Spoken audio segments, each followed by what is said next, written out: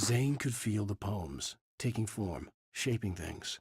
As he experimented, he imagined he could almost feel the power surging through the keys of the typewriter. It exhilarated him. But there was fear, too. If not for his young assistant Emil, he would have given it up. But Emil convinced him otherwise. He, too, had a way with words. Hartman kept talking, giving Barry the grand tour, clearly proud of the place. He went on and on about his hunting trophies, and Barry was impressed. But he was here on business. He raised his voice, cut through the monologue. "Hey, Hartman, where's Al?" Hartman stopped in mid-sentence, annoyed at the interruption. He nodded at the hulking orderly standing nearby. The man smiled and clapped a practiced hand on Barry's shoulder.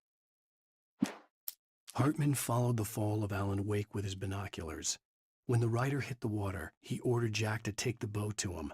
The spot was easy to see in the dark, even with all the extra lights in the boat. The flare floated and kept burning even in the water. Jack turned the radio louder as the engine sputtered. The music was rough and clanking, something the Anderson brothers would no doubt have enjoyed. But Hartman chose to ignore it. Wake was finally within his reach. Hartman knew he was no creator. He had no ambitions on that front.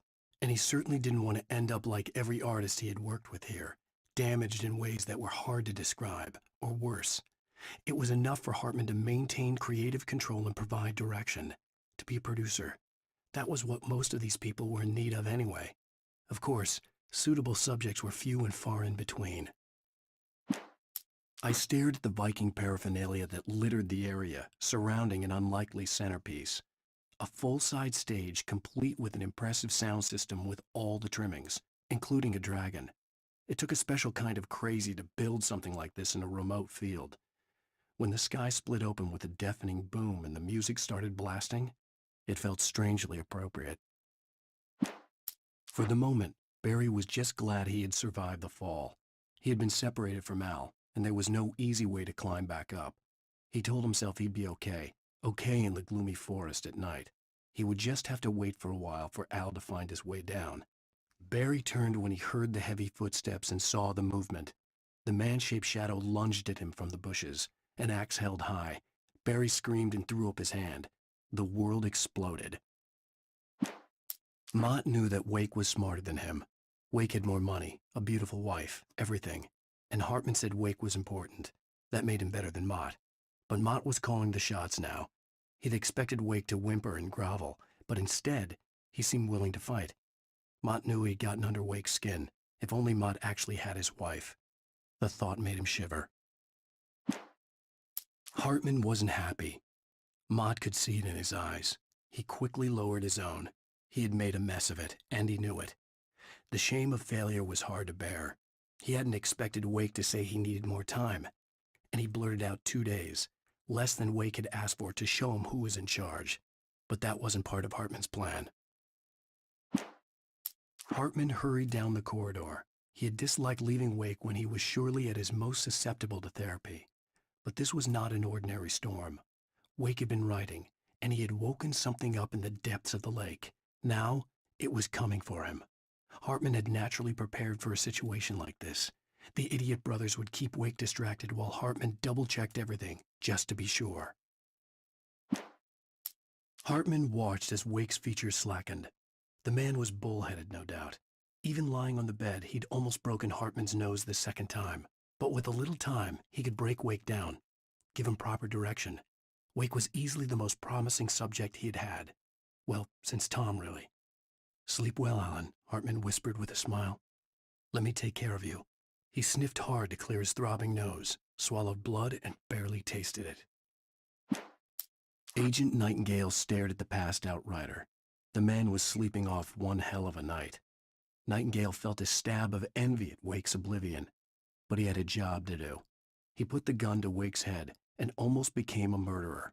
His hand shook and his throat felt tight and dry. Biting his teeth, he tried again to pull the trigger. He lost the nerve. Wake stirred. Nightingale would have to settle for an arrest. The storm raged on as the Anderson brothers walked unsteadily away from the clinic with the other patients in tow, knowing that this time they wouldn't return. The darkness around them seethed with horrors, but Tor and Odin were unafraid. Their eyes glinted with guile, They knew every secret path, and there was blood on their hands. They had fought these shades before. The dark presence followed the choreography laid out to it in the manuscript, growing stronger and stronger, moving like a storm from one scene of destruction to the next.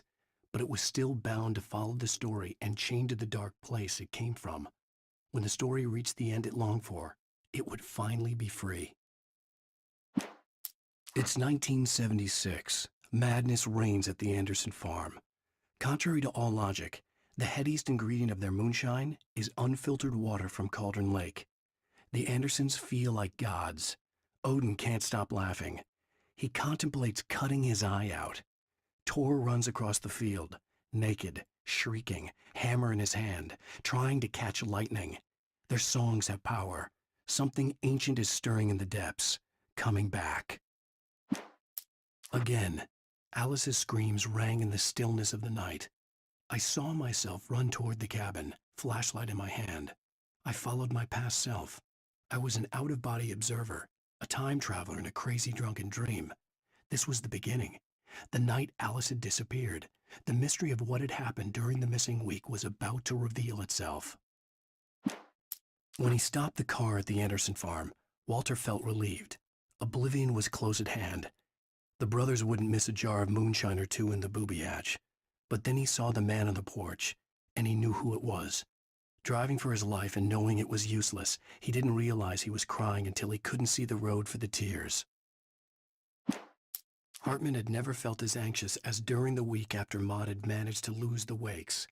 Their car stood by the path that had once led to Diver's Isle. Hartman thought about Thomas Ains's cabin in the depths. It was only a matter of time before Wake started writing. They had to be found, and fast. The moment he heard on the police radio that Sheriff Breaker had picked up Wake, he was already in his car driving toward town. For a moment, Hartman considered strangling the idiot. Mott was mean-spirited, but easily manipulated, an emotional infant who lived for his approval.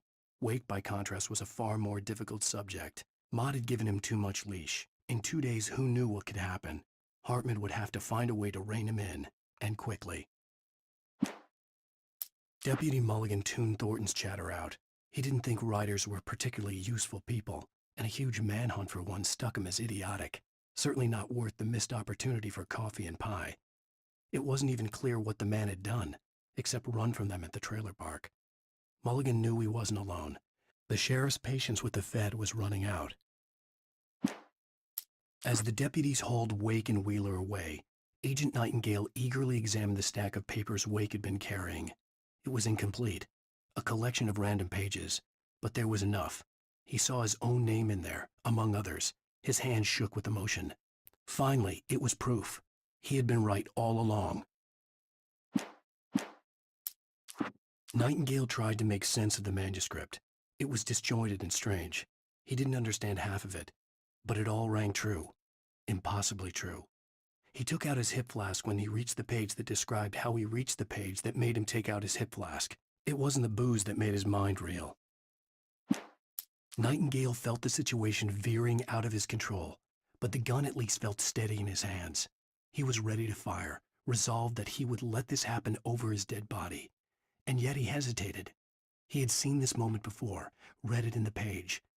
He was transfixed by the déjà vu and the horror that he was a character in a story someone had written. Then the monstrous presence burst in behind him and dragged him into the night. The darkness that wore Barbara Jagger's face was furious. The story in the manuscript had been making it stronger all the time, but now the light had set the writer free and hurt it, weakened it.